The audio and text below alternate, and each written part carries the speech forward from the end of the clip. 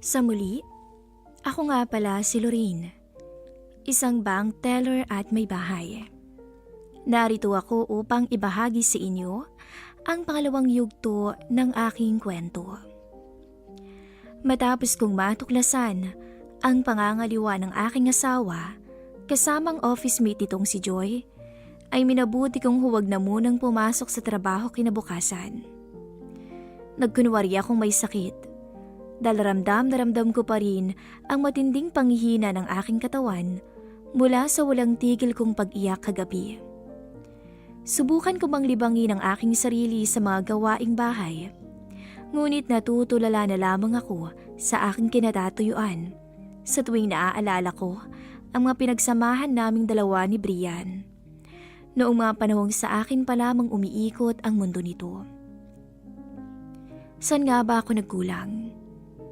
May nagawa ba akong pagkakamali? Bakit ganun na lang kadali para sa kanyang kalimutan ang mga pinagsamahan naming dalawa? Parang walang katapusan ang mga tanong na nagpapabalik-balik sa aking isipan habang nakatingin sa mga wedding pictures naming dalawa. Sinusubukan ko namang maghanap ng sagot, ngunit mas lalo lamang akong nalulunod sa kawalan.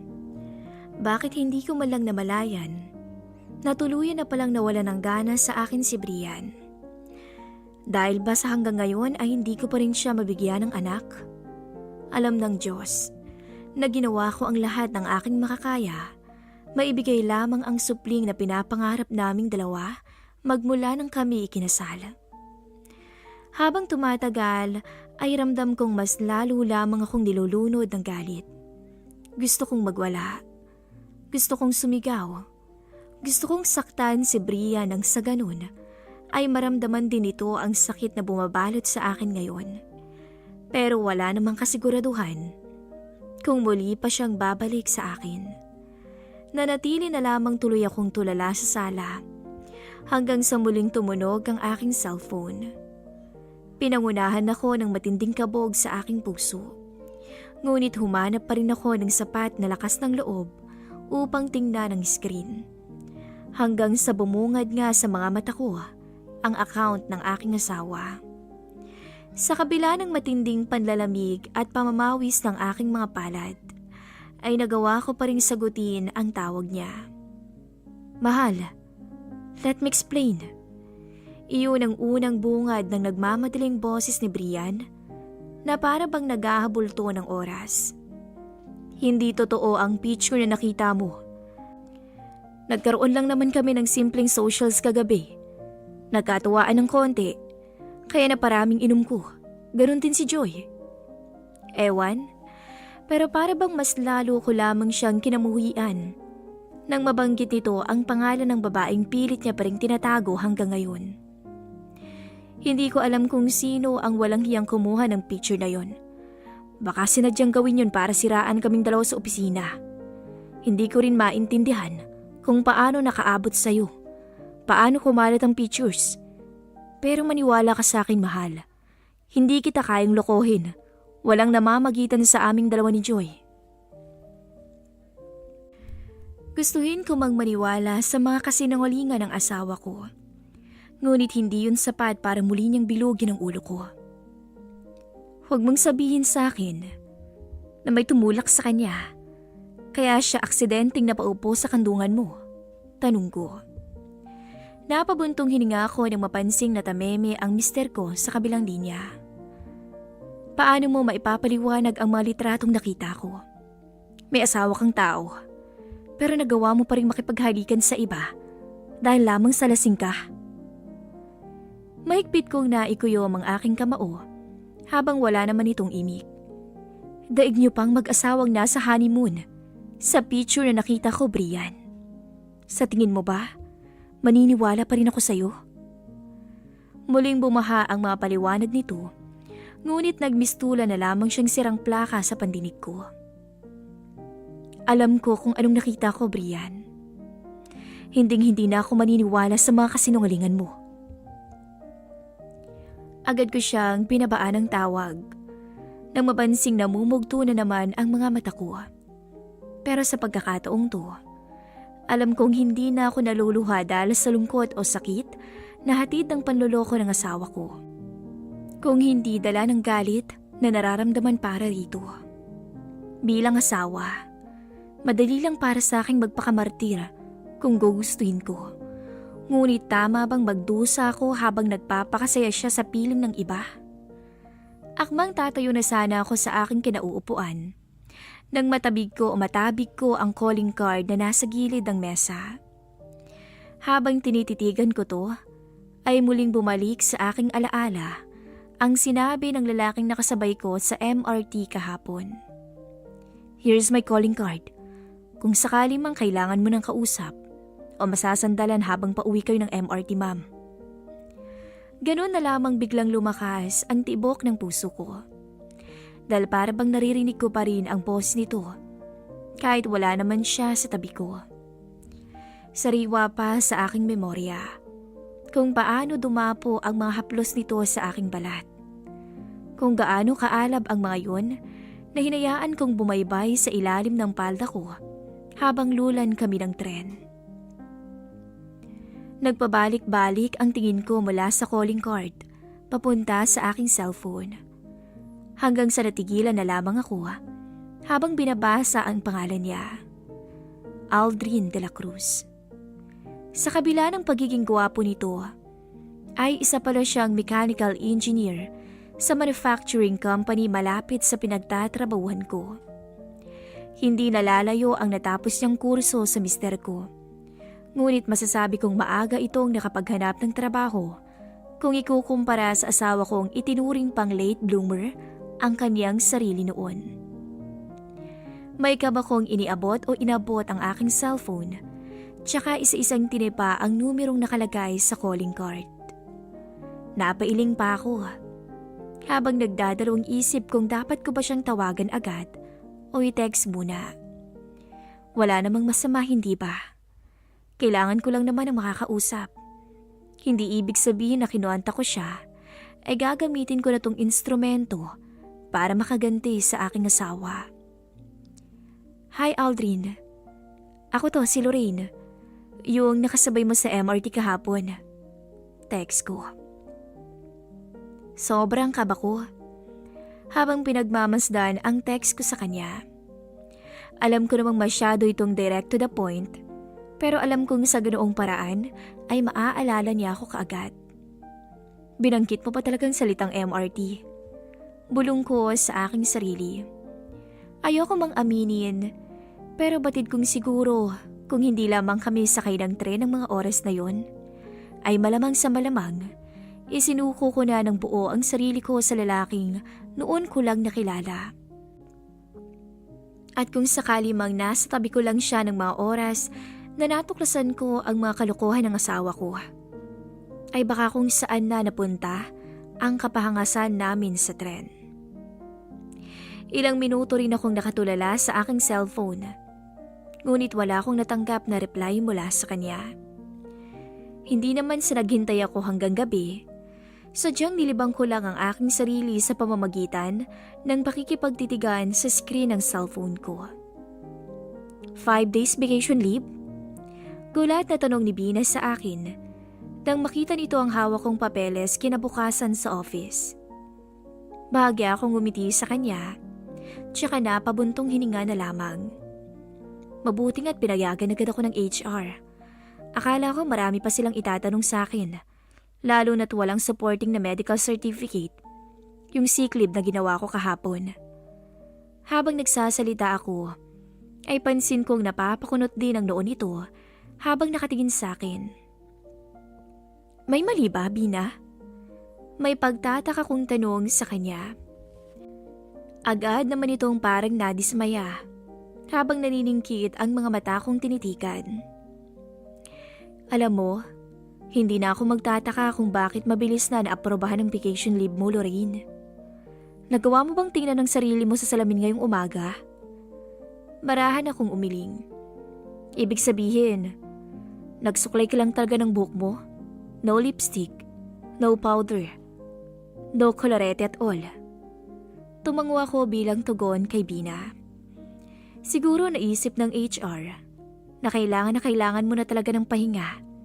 Dahil maliban sa namumugto ang mga mata mo, namumutla ka rin na pumunta dito sa opisina. Malayong malayo ang itsura mo ngayon sa Lorraine na nakasanayan naming lahat. Anya tsaka sunod-sunod pa ang umiling. Alam mo namang sanay kaming makita na presentable at nakangiti ka palagi. Hindi tulad ngayon na sa unang tingin pa lang ay masasabi talagang may mali. Lumungkot ang ekspresyon ng mukha nito. Sorry for the word pero para kang pinagsakloban ng langit at lupa ngayon eh. Alam kong masakit at below the belt ang sinabi ni Bina sa akin. Ngunit imbes na mainsulto ay natawa na lamang ako. Alangan namang mag-party-party ako. Dahil nalaman kong may babaeng asawa ko, hindi ba? Natural lang sigurong maging ganito ang reaksyon ko. Sabi ko. Umigham siya ng malakas habang matiim na nakatingin sa akin. Kapag ako niloko ng boyfriend ko, mag-aawol na lang ako at maghahanap ng afam. Baka sakaling doon ay mahanap ko ang swerte ko. Pakonting biro niya sa akin. Habang naglalakad papuntang MRT, ay hindi ko maiwasan ang huwag mapangiti dahil sa mga kalokohan ni Bina. Maliban sa paglalagay niya ng makapal na face powder at pulang lipstick sa akin, ay kung ano-ano pang sinabi ng babaeng yun kanina. Kulang na lang nga utusan niya akong mag-file ng annulment. Pagkatapos ay magpakalayo-layo sa ibang bansa at maghanap na lamang ng ibang lalaking magpapasaya sa akin. Ay, kung alam mo lang Vina. Bulong ko habang inaalala ang naiwan kong cellphone sa bahay. Sinubukan ko pero wala naman akong natanggap na reply. Matapos kong makuha ang beep card, ay lumapit na ako sa machine. Pero hindi pa man ako nakakalampas dun, ay napansin kong may taong nagmamadaling lumapit sa likuran ko. Babanggitin ko sanang pangalan nito nang maunahan na niya ako. Lorraine, hingal niyang sambit sa akin. Hindi ko naman maipaliwanag kung paano nagbago ang tibok ng puso ko nang tawagin niya ang pangalan ko. Sorry hindi agad ako nakareply sa'yo. Wala kasing signal sa site na pinuntahan namin kahapon. Puno ng lambing siyang gumiti sa akin. Kahit mahalata ang pinaghalong pagod at puyat sa mga mata nito. Maaga ka bang uuwi ngayon?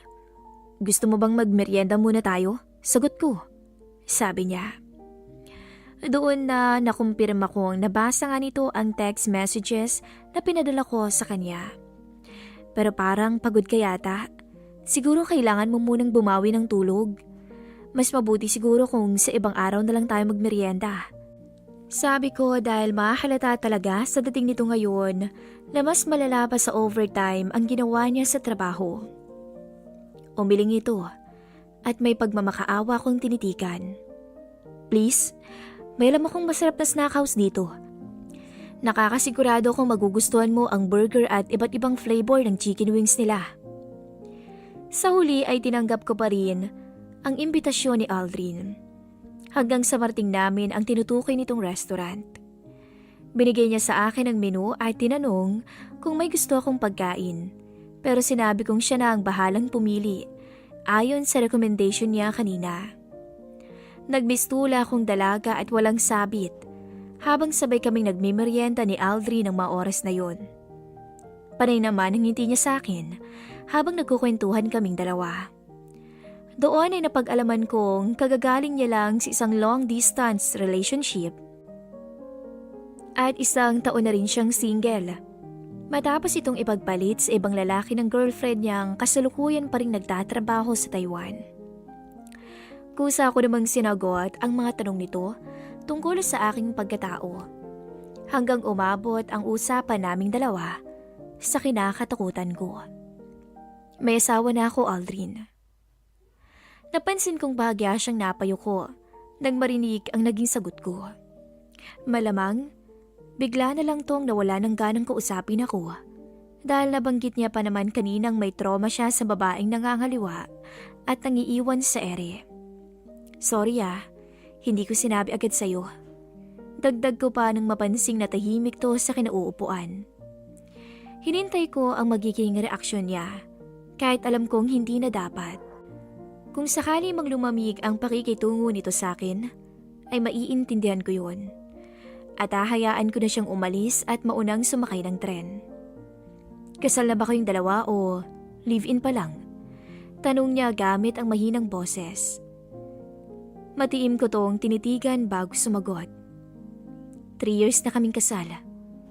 Pero hindi pa rin kami nagkakaroon ng baby. Tila dismayado ulit siya. Ganun ba? Nasaksihan ko kung paano ito napasuklay sa kanyang buhok gamit lamang ang kanyang kamay. Siguro habang nag-uusap kaming dalawa, ay naiisip nitong maling-mali ang nagawa namin sa tren noon. Baka nga mababa't madumi na rin ang tingin niya sa akin sa mga oras na to. Masaya ka ba sa asawa mo? Tanong niya. Namilog ang mga mata ko sa naging tanong ni Aldrin. Hindi ko inaasahang ganoon ang magiging karugtong ng usapan naming dalawa. Kumunot ang aking noo. Bakit mo naman naitanong yun? Tanong ko at saka lihim na napakagat sa pang-ibaba kong labi. Hindi kasi kayang itago ng mga mata mo, Lorena. Anya habang nakatingin ng diretso sa akin. Kahit magsinungaling ka, alam kong may problema ka. Napansin ko yun nung una tayong nagkita sa tren. At mas lumala pa ang stress mo na nakikita ko sa'yo ngayon. Bumuntong hininga ko para kumuha ng lakas ng loob na sumagot kay Aldrin. Pero naunahan niya na naman ako. Alam mo ba, tuwang-tuwa ko nung mabasa ko yung text message mo. Ganun na lang biglang nagbago yung mood ko. Ha? Ngumiti ito ng pagkatamis-tamis sa akin. Noong isang araw pa ako naghihintay, Lorraine. Ilang beses ko ring hiniling na sana hindi mo tinapon sa basurahan yung calling card ko. Ang mga salitang yun ang nagpalalim ng ugnayan naming dalawa ni Aldrin. Buong akala ko, matatapos na ang lahat nang malaman niyang may asawa ko. Ngunit naging daan yun para mas lalo kong mapalapit sa kanya. Nagumpisa sa simpleng merienda na may konting drama at kulitan. Hanggang sa niyaya ko siyang kumain ng dinner sa bahay. Sinamantala ko ang pagkakataon at lakas loob na nagdala ng ibang lalaki sa aming tahanan. Pasado 7:00 na ng gabi nang magpaalam to. Marahil tuluyan na siyang nakaramdam ng antok mula sa magdamag na pagtatrabaho at ginawa niyang pagsama sa akin. Bakit parang naluluha ka? Anya nang mapansin nito na tahimik ako bigla sa aking pwesto. Hindi pa man kasi ito nakakaalis, ay para bang unti-unti na naman akong binabalot ng lungkot. Wala naman. Pagsisinungaling ko. Dumukwang ito papalapit sa akin hanggang magpantay na ang aming mukha. Hindi ako naniniwala. Sa lapit namin ay halos magkapalitan na rin ang hininga naming dalawa. Kaya humakbang ako ng konti papalayo sa kanya. Bakit ba ayaw mong maniwala? Doon, sinalubong nito ang mga mata ko hanggang sa mapansin ko na lamang ang mga braso nitong mahigpit na nakayapos sa akin. Dahil ramdam ko, palambing na sambit niya. Hindi ba uuwi ang asawa mo ngayong gabi? Sa isang iglap, ay tuluyang nawala ko sa sarili nang marinig ko ang tanong ni Aldrin. Umiling lamang ako at seryoso ang boses na sumagot sa kanya. Baka masaya yun, kasama yung office mate niya sa Davao. Mahina itong natawa hanggang sa mapansin ko na lamang ang mahinahong paghaplos niya sa aking bewang. Kung ganun, edi sisiguraduhin kong magiging masaya ka rin yung gabi. Hindi ako nakasagot sa sinabi ni Aldrin. Dahil para bang kusang sumang-ayon ang puso't isipan ko sa sumunod na mga pangyayari. Hinayaan kong kalasin ni Aldrin ang butones ng blouse ko hanggang sa bumagsak ang iba pang suot ko sa may sahig. Sa puntong yun, ay natulala si Aldrin sa tanawing bumungad sa kanya. Alam kong nakakailang, pero hinayaan ko siyang masilayan ang dapat ay sa asawa ko lang. At hindi namin namalayan na napadpad na kami sa silid namin ng asawa ko. Nagkatinginan kami ng ilan pang segundo nang makasampa sa kama hanggang sa tuluyang naglapat ang aming katawan na tila tunay na mag-asawa. Sa puntong yun ay tuluyan kong binukas ang aking binti at iniyakap sa kanyang bewang.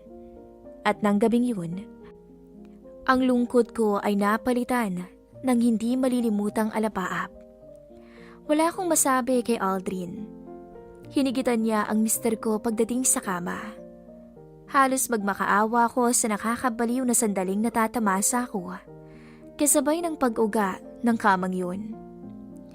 Mag-isa lang ni Aldrin, ngunit parang 3 lalaki ang nagpakasawa sa akin ng mga oras na yun. Nang gabing yun, ay tuluyan akong nawala ng pakialam sa sasabihin ng mga taong nakapaligid sa amin. At kung sakali mang makarating ang ginawa kong to sa asawa ko, ay handa kong harapin ang lahat. Abangan po ang last part.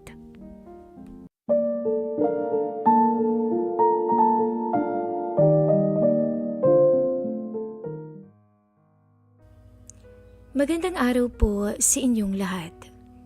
Ako nga pala si Baby. 30 anyos na sa kasalukuyan at may asawang nagtatrabaho sa Laguna bilang isang automotive technician. Matanda sa akin si Mister ng 5 taon at may isa na rin kaming anak na lalaki. 4 na taon na kaming kasal ng asawa ko at naging maayos naman ang pagsasama naming dalawa. Minsan nga lang ay hindi talaga maiiwasan ang hindi pagkakaintindihan. Mas pinili din naming manirahan malapit sa pinapasukan kong kumpanya, habang tuwing weekend naman kung umuwi si Mister dahil may bunkhouse naman ang kumpanyang pinagtatrabahuhan niya. Gustuhin man kasi nitong makasama kami, pero umaga pa lang kasi ay puno na ang listahan ng mga sasakyang kailangan niyang isa-isahin bago ang biyahe. Kung kaya naman mas pinili namin ang ganung setup. Matagal na pong nangyari ang karanasang ibabahagi ko sa inyo ngayong araw. Pero naisipan ko pa rin itong ikwento matapos kong mapakinggan ang laman ng channel na ito. Dahil nga medyo papasok pa ang tinutuluyan naming apartment, ay nakasanayan kong sumakay ng tricycle mula sa babaan ng jeep. Doon ko nakilala si Kuya Romeo, isang tricycle driver na hindi naman masyadong nalalayo ang edad sa akin. Pero mas mukha lang siyang mature tingnan, marahil dala ng klase ng trabahong pinasok nito. Moreno ito at matangkad. Hindi naman ganun kapayat pero halatang batak ang katawan. Hindi ko alam kung coincidence lang ba, ngunit madalas kasing siya ang nasasakyan ko pauwi sa amin. Kung kaya naman parang naging normal na rin sa akin ang gabi-gabing mga biro nito. Wala naman kasing halong kabastusan ang mga jokes ni Romeo. Kaya naman sinasakyan ko na rin ang kakulitan nito sa tuwing magkausap kaming dalawa. Mabait si Kuya Romeo at talagang joker. May 2 na itong anak pero hiwalay sa asawa. Sumama raw kasi ang asawa nito sa ibang lalaki at iniwan sa kanya ang 2 nilang anak na nag-aaral pa lang sa elementary. Hindi ka na ba maghihintay ng ibang pasahero, Kuya Romeo? Tanong ko matapos nitong paandarin ang tricycle kahit hindi pa naman napupuno. Nakatingin pa rin naman to sa daan habang sumagot sa akin. Okay lang, nandito nang hinihintay ko eh, sagot niya. Imbes na kiligin ay natawa ko sa sinabi niya. Hinihintay? Aba, dapat pala nag-overtime pa ako hanggang 12:00 ng gabi para mas matagal ka maghintay. Maging siya ay natawa na rin hanggang nanatili ang ngiti sa mga labi nito. Malay mo, maging jeep o taxi na tong service ko sa susunod, di mahatid sundo na kita sa trabaho mo. Lihim kong naitikom ang mga labi ko dahil pakiramdam ko ay unti-unting nagkakaroon ng laman ang mga sinasabi ni Romeo ngayong araw. Bakit ang sweet mo yata ngayon? May lagnat ka ba? Biro ko pa sa kanya nang lumiko kami sa kabilang kanto. Nahuli ko naman siyang nakatingin sa akin saglit na parang may gusto itong sabihin pero hindi niya tinuloy. Agad akong nagkaroon ng kutob sa inaasal niya. Sabi na nga ba, nakita ko nito nung Sabado kung paano ako iniwan ng asawa ko habang nagmamadali nitong sinagot ang kung sino mang tumawag sa kanya habang pauwi kami ng palengke. Napansin ko kasi noon na nakatingin siya sa gawin namin. Wala tuloy akong nagawa kung hindi maghintay sa kanya ng matagal dahil 2 malalaking karton ang nasa paanan ko ng hapong yun. Siguro kung selosa lang akong asawa, ay baka hindi ko na ito tinigilan ng kakatanong. Pero mas pinili ko nilang palipasin ang pangyayari sa pagbabakasakaling katrabaho lamang ni Mister ang tumawag. Madalas naman kasi siyang tinatawagan sa tuwing nagkakaproblema ang mga sasakyan nila, lalo na kung ang driver lang ang naiwan sa bunkhouse. Hindi ba pwedeng maglambing, ma'am? Alam mo na, lambing bilang kaibigan. Wika ni Kuya Romeo. Napangiti na lamang ako dahil ramdam kong may halong concern nga naman ang pinapakita nito sa akin. Gusto ko sanang magpasalamat sa kanya dahil sinusubukan nitong pagaanin ang loob ko, ngunit mas pinili kong sarilinin na lamang. Hindi kasi biro ang kamandag ng mga marites dito, kung kaya naman mas gusto kong mag-ingat kaysa may makarating pang kung ano-ano sa asawa ko. Lumipas ang ilang linggo. Napaulit-ulit lamang ang nangyayari sa buhay naming mag-asawa. Hindi ko tuloy maiwasang huwag makaramdam ng lungkot sa mga nangyayari. Parang nahihirapan rin kasi ako sa sitwasyon namin. Tuwing weekend na nga lang sana namin siya makakasama, pero madalas ay umaalis pa siya. Parang hindi ko na kasi maramdaman ang presensya ng mister ko. Na hindi na nga rin siya hinahanap ng aming anak, dahil siguro ay nasanay na itong hindi naman siya nakikita palagi. Mabuti na lang at nagkaroon ako ng off sa trabaho, kung kaya naman naisipan kong pumunta ng mall. Noon pa man, ay mahilig na akong magsuot ng maiiksing palda at white t-shirt. Kahit papaano naman ay makinis at maputi ang mga hita ko, habang nanatiling makuruba pa rin ang aking katawan kahit medyo nagkalaman ako ng magkaroon ng anak. Nag-window shopping lang ako para malibang. Nang mapagod, ay naisipan kong kumain sa food court. Dahil nga maraming tao, ay inasahan ko nang may makikishare sa mesang inuupuan ko. Hanggang sa nagulat na lamang ako nang makilala ko ang taong lumapit na may bitbit na food tray. Kuya Romeo, hindi makapaniwalang tanong ko habang pinagmamasdan ang pagkaing binili niya. Wala naman kasi itong kasama, pero sobrang dami ng in-order niya. Pwede bang dito na muna ako maupo, ma'am? Tanong niya kahit nagawa naman na nitong mailapag ang food tray sa mesang kinauupuan ko.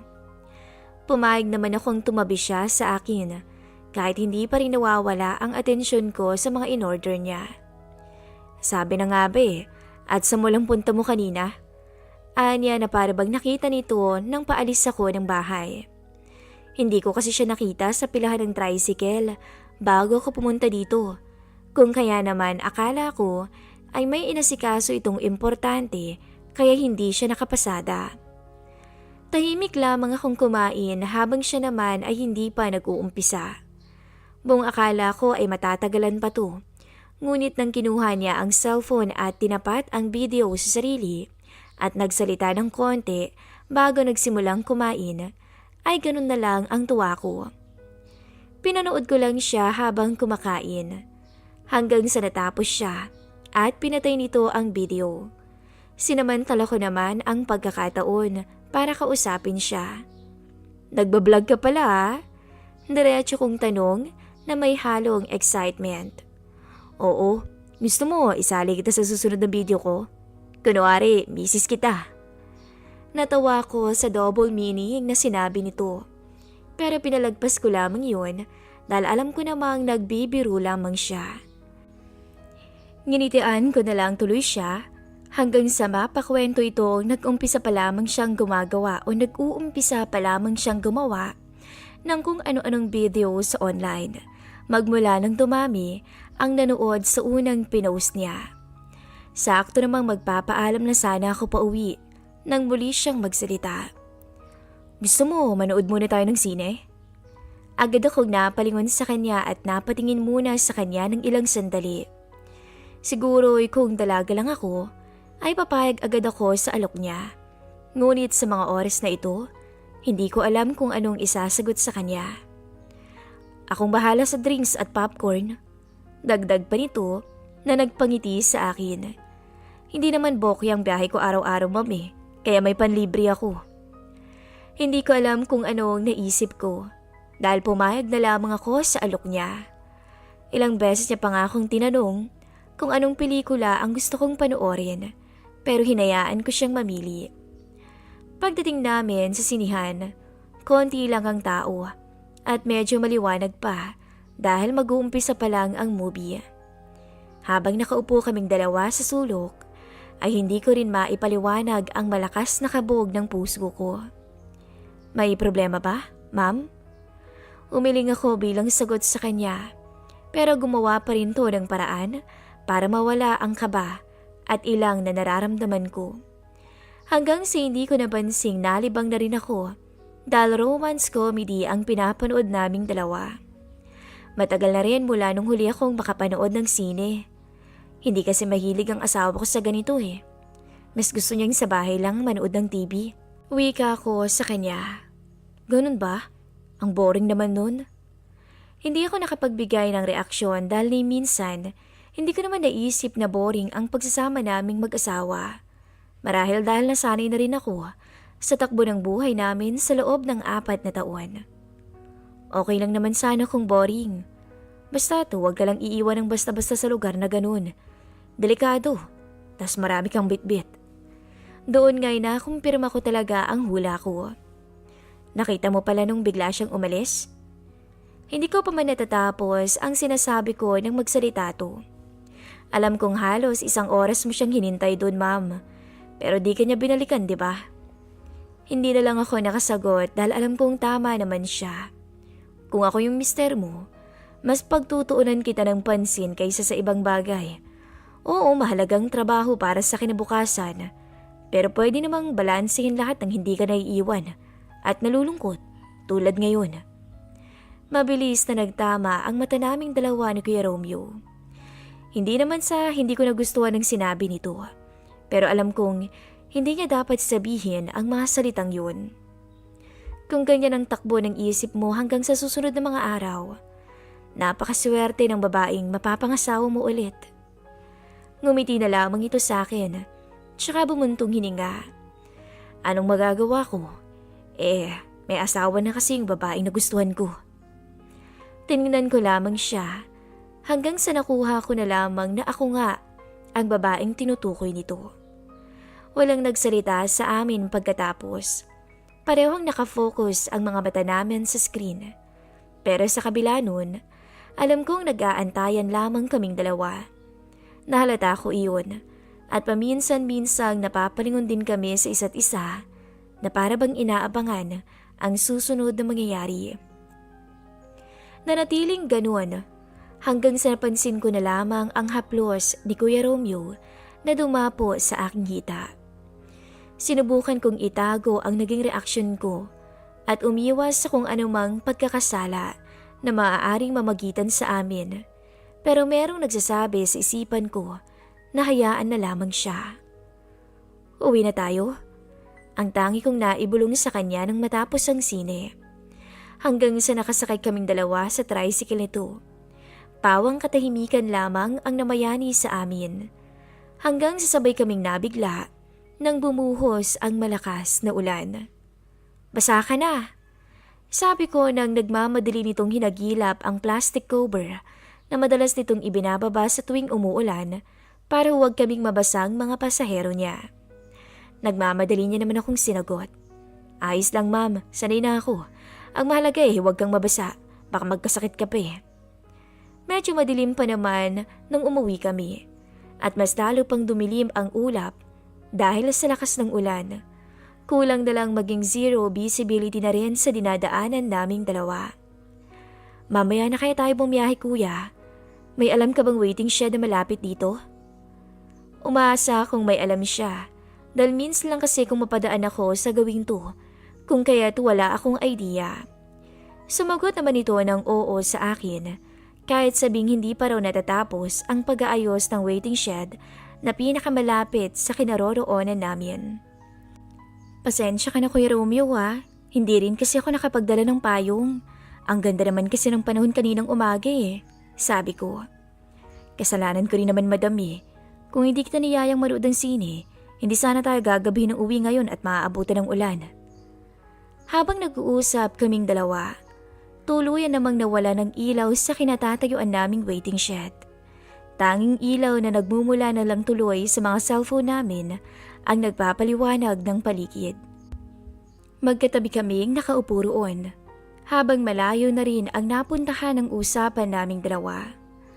Nagtuloy-tuloy iyon hanggang sa hindi ko na malayang napayapos na pala ang matanda sa bewang ko. Kay Romeo naman, ang tanging nasabi ko na lang nang muling magtama ang mga mata naming dalawa. Sabihin man kasing nilalamig kami mula sa malakas na hangin at buhos ng ulan, pero may kung anong alab at tensyon ang bumabalot na sa amin na kanina ko pa hindi maintindihan. At mas lumala pa ngayon nang tuluyan na akong halikan ng matanda habang mahigpit siyang nakayakap sa akin. Akong bahala sa iyo Arlene, hindi ka magsisisi, basta't hayaan mo lang ako kahit ngayong gabi lang. Anya habang unti-unting nagiging marahas ang bawat haplos niya sa ilalim ng aking suot.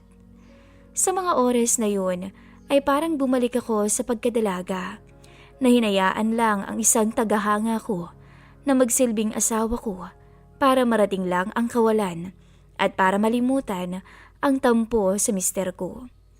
Kusang binukas ko ang mga binti ko para kay Romeo at sa puntong yun ay hinayaan ko siyang magpakasasa sa isang tulad kong may asawa na. Kung bakit ba naman kasi sobrang kulit mo Asar ko pang sabi, tsaka napangiti na lang nang tuluyang makontento kami sa isa't isa. Inaamin kong ng mga oras na yun ay naging makasarili ako. Sinamantala namin ang sama ng panahon at ideyang wala namang makakakita sa aming dalawa sa sirang waiting shed na sinisilungan namin. Nang makauwi ako, hindi pa rin mawala-wala sa isipan ko ang namagitan sa amin ni Kuya Romeo. At kahit magkausap na kaming dalawa ng asawa ko sa tawag, ay lumilipad pa rin ang isipan ko. Sa takot na muli akong mahulog sa pagkakamaling minsan kong nagawa sa piling ng isang tricycle driver, ay pumayag akong lumipat kami sa isang apartment malapit sa pinagtatrabahuhan ng asawa ko. Kahit ngayon, na may dalawa na kaming anak ni mister, minsan ay sinasamantala ko pa rin ang mahimbing na pagkakatulog ng asawa ko para halikan ito sa noo habang nagpapasalamat sa pangalawang pagkakataong binigay nito sa kabila ng pagiging makasalanan ko. Sabihin man kasing minsan akong nagpadala sa tukso, pero nangako ko sa itaas na hindi ko na ulit gagawin yun. Paulit-ulit kong sinasabi, hindi lamang sa sarili ko, kundi maging sa lahat ng tao, na mas mahalaga sa akin ang pamilyang pinagkaloob sa akin at walang makakapantay ng pagmamahal na mayroon ako para sa pamilya ko. Sana po'y nagustuhan niyo ang aking storya. Nagmamahal, Arlene.